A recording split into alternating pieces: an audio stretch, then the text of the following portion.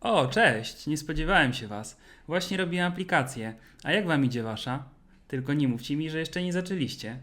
W pierwszym odcinku pokazałem wam, jak utworzyć workspace na apex.oracle.com oraz jak wystartować z aplikacją.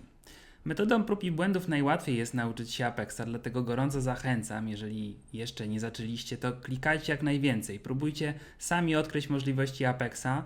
Ja właśnie tak zaczynałem i nikt was tak dobrze nie nauczy, jak wasza własna naturalna ciekawość. Ale nie będę aż takim względem zarozumiałym i pokażę wam, gdzie zacząć.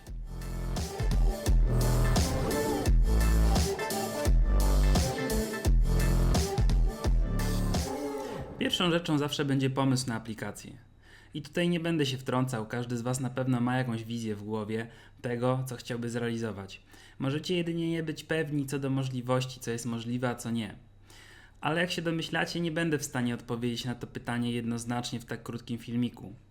Raczej będzie tak, że ucząc się sami będziecie odkrywać możliwości, ale nadmienię tylko, że większość pomysłów jest możliwa do zrealizowania. Niektóre cele będą po prostu łatwiejsze, a inne będą wymagały od Was nieco więcej pracy. Natomiast część z Was może nie mieć pomysłu w ogóle. W sumie dosyć ciężko jest wpaść na coś, co jeszcze nie zostało wymyślone. Z doświadczenia wiem, czy raczej z rozmów ze znajomymi, że dużo osób uczących się programowania decyduje się zrobić grę. Przyznam, że to dość atrakcyjny pomysł. Jeszcze za czasów mojej późnej podstawówki ogromną popularność zyskiwały gry przeglądarkowe, których zasady polegały na zlecaniu wykonywania pewnych czynności, a następnie czekaniu określonego czasu na rezultat. Chyba przez sentyment do takich tytułów jak O-Game czy Plemiona zawsze chciałem zrobić coś podobnego. Może będzie to inspiracją dla Ciebie. Ale w ramach tego tutorialu chciałbym zrealizować coś, co będzie dużo bardziej uniwersalne tematycznie, a zarazem będzie wdzięcznym przykładem dla różnych rozwiązań, które będziemy poznawać w przyszłości. Dlatego zdecydowałem się na aplikację, w której użytkownik będzie mógł dodawać składniki żywieniowe, następnie komponować z nich przepis, a później z tych przepisów budować jadłospis na cały tydzień. Listy zakupów będą generowane automatycznie i będą uwzględniać resztki jedzenia pozostałe z poprzednich przepisów. Oczywiście to bardzo ogólny zarys i mam kilka pomysłów na udoskonalanie tych funkcjonalności. I tak mam świadomość tego, że istnieją już aplikacje, które robią dokładnie to samo. Ale po pierwsze tu chodzi o naukę, a po drugie większość z tych funkcjonalności, które wymieniłem, często pokrywane są przez zupełnie osobne aplikacje, a nawet jeżeli zdarzy się kombajn, który pokrywa je wszystkie, to bardzo często ukryte są za pakietem premium, który trzeba na wstępie wykupić. Dlatego jeżeli nie masz pomysłu na swoją aplikację, a gra nie do końca Cię przekonuje, to zapraszam Cię do budowania swojej kopii aplikacji równolegle ze mną. Mając już pomysł, pierwszym krokiem będzie przygotowanie w bazie danych tabel, w których będziemy później przechowywać dane. Poznamy dziś absolutne podstawy. Zacznijmy od zalogowania się nasz workspace utworzony w odcinku pierwszym. Większa część ekranu zajęta jest przez prosty dashboard informujący nas o najpopularniejszych aplikacjach dewelopowanych w ostatnim czasie oraz najbardziej aktywnych deweloperach i użytkownikach. Apex sam mierzy takie dane, analizując interakcje z różnymi elementami strony, ale o tym innym razem. Skupmy się na 4 ikonach na pierwszym planie. Kolejno App Builder, SQL Workshop, Team Development oraz Gallery. Przez 99% przygody z developmentem w Apexie będziecie się skupiać na pierwszych dwóch. Tak więc poświęcę teraz po krótkiej chwili na przybliżenie dwóch kolejnych, bo nieprędko do nich wrócimy. Team Development zawiera przeróżne narzędzia do zespołowej pracy nad projektami. Jeżeli zdecydujesz się tworzyć aplikacje wraz ze znajomymi i na przykład wspólnie się uczyć, to możecie tutaj tworzyć zadania do wykonania, przypisywać je do poszczególnych osób i śledzić ich postęp. Jeżeli jesteś studentem lub osobą, która zawodowo nie pracowała jeszcze w korporacjach ani przy poważniejszej pracy biurowej, może być to dla Ciebie zupełnie obce. Ale ci, którzy się przebranżawiają i pracowali już w większych zespołach, z pewnością znają dużo większe, bardziej zaawansowane komercyjne systemy do zarządzania projektami, zespołami czy produktem. Nie twierdzę, że zakładka Team Development nie może być użyteczna, ale osobiście nie spotkałem się jeszcze z żadnym projektem, na którym byłaby stosowana na poważnie. Ale dla małego projektu hobbystycznego lub do nauki może sprawdzić się świetnie. Zdecydowanie bardziej natomiast może Ci się przydać zakładka Gallery, gdzie znajdziesz przykładowe aplikacje przygotowane przez Oracle'a. Możesz dowolną z nich zainstalować i analizować, jak jest wykonana. Ucząc się jest to prawdziwa kopalnia pomysłów na funkcjonalności, które chcesz mieć u siebie. Pomysłów sprawdzonych i takich, na których można polegać. Rozejrzyj się tu śmiało w wolnej chwili. Teraz pora na zakładkę SQL Workshop. Pierwszą z dwóch, z których będziemy korzystać bardzo dużo. Po wejściu do niej przywita nas podmenu. Zauważcie też, że klikając na strzałkę przy SQL Workshop w górnym menu, mamy to samo podmenu dostępne dla nas z każdego poziomu Apexa. Zanim dobrze poznacie wszystkie 5 tych podstron, trochę minie, ale pocieszę, że wszystkie są bardzo proste w działaniu i niesamowicie praktyczne. Ogólnie rzecz ujmując, cała strona SQL Workshopu służy do interakcji z bazą danych. W poprzednim odcinku wyjaśniałem prostymi słowami, czym baza danych jest, ale jeżeli zdecydowałeś się go pominąć, to możesz bazować na swoim intuicyjnym rozumieniu. Rzuciłem Wam też wyzwanie zainstalowania bazy danych Oracle'a na Waszych komputerach. I dla wszystkich tych, którzy podjęli rękawice i im się udało, gratulacje. Macie ze sobą prawdopodobnie jedną z najtrudniejszych rzeczy, z jakimi będziemy się mierzyć, przynajmniej w tych najbliższych odcinkach, także macie już z górki. I mam taką szczerą nadzieję, może naiwną, ale szczerą, że chociaż jednej osobie się udało. Ale niezależnie od tego teraz szanse są wyrównane, bo zakładając Workspace na apexoracle.com dostajecie też w przydziale część bazy danych. Bazy danych umieszczonej gdzieś na serwerze Oracle'a. Powiedziałem część bazy i już wyjaśniam, o co mi chodzi. Baza danych dzieli się m.in. na schematy. Schemat jest w pewnym sensie tożsamy z użytkownikiem. Łącząc się z bazą jako konkretny użytkownik, łączymy się na dany schemat. Każdy z użytkowników może w swoim schemacie tworzyć obiekty bazodanowe, np. tabele. Tabele utworzone przez jednego użytkownika nie będą widoczne dla innych użytkowników, jeżeli ich do tego nie upoważni. W ten sposób każdy użytkownik może sobie działać na swoim schemacie, nikomu innemu nie przeszkadzając. Tabelka utworzona przez jednego użytkownika może nazywać się tak samo jak tabelka innego. Oczywiście istnieje użytkownik systemowy, który posiada uprawnienia, żeby widzieć tabelę ze wszystkich schematów.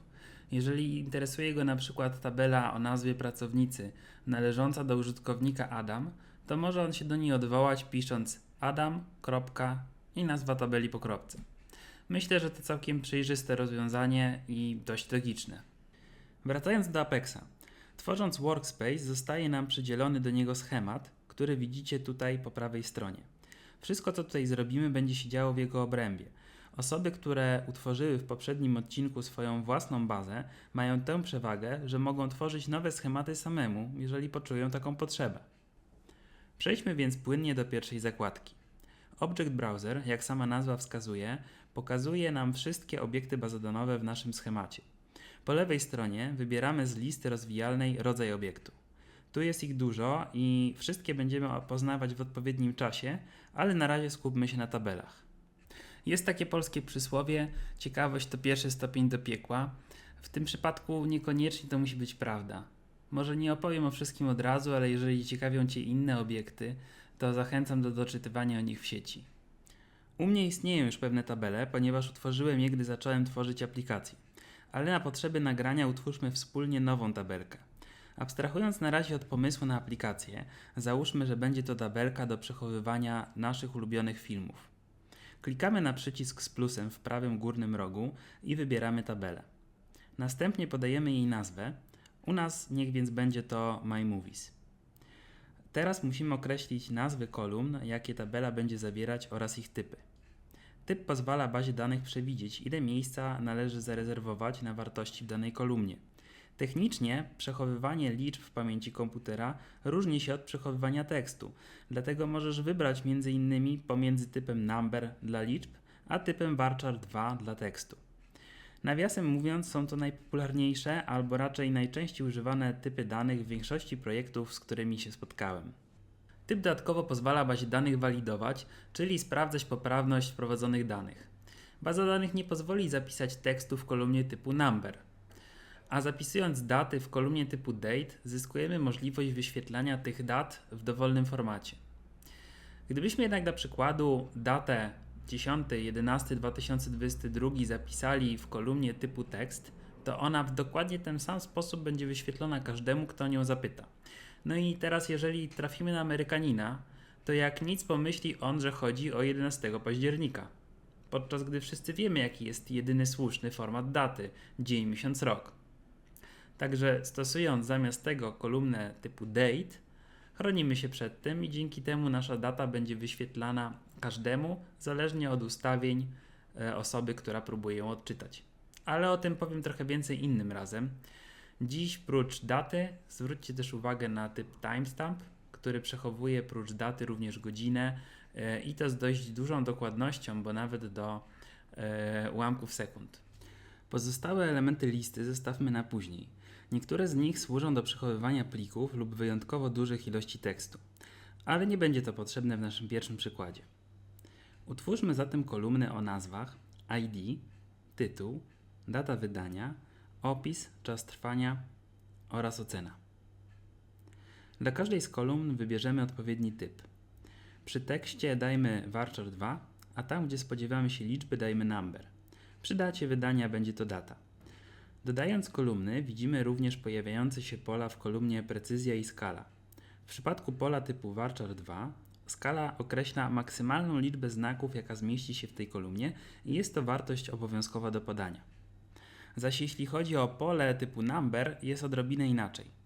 Tutaj precyzja oznacza maksymalną liczbę cyfr, z jakiej może składać się nasza liczba, a skala określa, ile z tych cyfr ma być zarezerwowane na część dziesiętną liczby. Nie musimy jednak niczego podawać. W takim wypadku liczby będą zapisywane z maksymalnymi możliwymi precyzją i skalą. W kolejnej kolumnie możemy zaznaczyć checkbox, jeżeli chcemy, żeby kolumna zawsze posiadała wartość. Jeśli ktoś podejmie próbę zapisania do tabeli rekordu, który nie ma wartości dla danej kolumny, baza zwróci błąd. Ostatnia sprawa to opcjonalne ustawienie kolumny lub kolumn jako identity. Spowoduje to, że baza będzie sama generowała wartości w tej kolumnie i będą to kolejne liczby naturalne. Będziemy tym zainteresowani w przypadku naszej kolumny ID, ponieważ nie chcemy, aby użytkownik wprowadzający dane musiał samemu podawać jakąś wartość. Lepiej pozwolić bazie samodzielnie przypisywać następny wolny, nieużywany jeszcze numer. W zależności od wybranej opcji albo będą generowane zawsze, albo tylko wtedy, gdy sami nie podamy żadnej wartości w tej kolumnie przy dodawaniu rekordu. Następna strona wymaga od nas wiedzy na temat tego, czym jest klucz główny tabeli oraz czym jest sekwencja. O kluczu głównym możemy przeczytać bezpośrednio pod polem wyboru. Jest to kolumna lub w pewnych przypadkach zbiór kolumn, w których wartości jednoznacznie identyfikują cały rekord. W większości przypadków spotkacie się ze sztucznymi kluczami głównymi. Tak jest i u nas, mamy kolumnę ID. I to właśnie ją wskażemy jako klucz główny, ale zdarzają się też naturalne klucze główne, którym mógłby być na przykład numer PESEL, w przypadku gdyby nasza tabela gromadziła, dajmy na to, dane pracowników, lub na przykład adres e-mail. Klucz może być też kluczem złożonym, na przykład z 2 kolumn lub więcej. W takim wypadku dane w poszczególnych kolumnach nie muszą być unikatowe, ale ich konkretne zestawienie już tak. Wracając do naszego wyboru, możemy zdecydować się na nietworzenie klucza głównego, na przykład kiedy chcemy utworzyć go później. Każda z pozostałych 4 opcji utworzy klucz główny, dając nam różne możliwości co do tego, w jaki sposób mają do niego trafiać wartości. I tu pojawia się słowo sekwencja. Sekwencja jest to takie magiczne pudełko, w środku którego znajdziecie liczbę. Jeżeli otworzycie to pudełko po raz drugi, to okaże się, że jest tam inna liczba, przykładowo większa od poprzedniej o 1.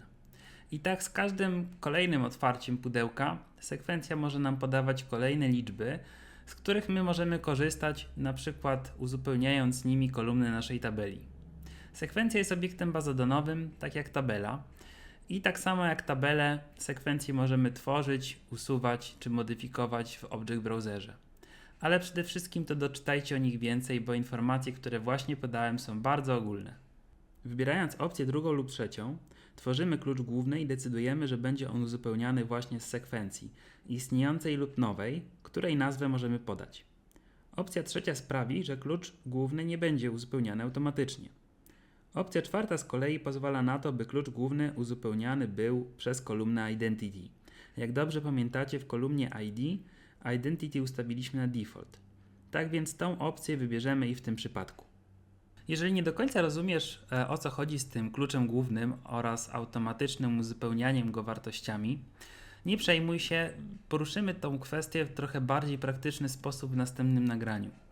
Natomiast jeżeli rozumiesz, to być może zaczynasz się zastanawiać, jaka jest różnica pomiędzy użyciem sekwencji oraz kolumny identity. Postaram się podlinkować artykuł na ten temat do opisu pod filmem, natomiast w dużym skrócie sekwencja ma po prostu więcej możliwości. Sekwencja może być współdzielona pomiędzy kilka tabel, podczas gdy kolumna identity właściwa jest zawsze tylko dla jednej tabeli. Różnic tych pomiędzy sekwencją a kolumną identity jest więcej, ale są one na tyle nieistotne w większości przypadków, że nie będę ich omawiał w tym filmie. Kolejne dwa etapy tworzenia tabeli ominę. Wrócimy do nich w następnych filmach. Na ostatnim ekranie mamy podsumowanie i możemy przyciskiem Create potwierdzić utworzenie tabeli. I gotowe. Możemy obejrzeć naszą tabelkę w Object Browserze. Jeśli chcemy zmodyfikować kolumny, możemy posłużyć się widocznymi przyciskami Add, Modify, Rename Column. Drop w kontekście bazy danych służy do usuwania. Tak więc drop kolumn usunie wybraną kolumnę, a drop widoczny nieco po prawej posłuży do usunięcia całej tabeli. Na koniec w końcu coś ciekawego. Zróbmy stronę w aplikacji, która skorzysta z naszej nowo utworzonej tabeli i pozwoli wyświetlać, dodawać, modyfikować oraz usuwać z niej dane. Wejdźmy do App Buildera, czyli notabene ostatniej z omawianych wcześniej zakładek. Jeśli macie już jakieś aplikacje, kliknijcie na jedną z nich. Jeśli nie, utwórzcie nową, to proste. W razie czego zerknijcie, jak ja robię to w odcinku numer 1. Wybierzcie przycisk Create Page, a następnie z okna dialogowego wybierzcie Interactive Report.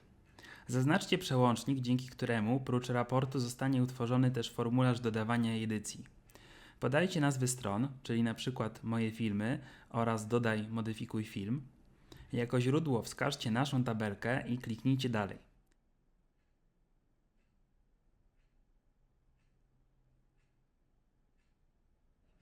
Jak widzicie, klucz główny uzupełni się automatycznie, więc wystarczy potwierdzić przyciskiem Create Page i cieszyć się magią. Stronę uruchamiamy zielonym przyciskiem u góry i naszym oczom ukazuje się pusty raport. Można za to łatwo wypełnić go naszymi ulubionymi filmami, klikając Create.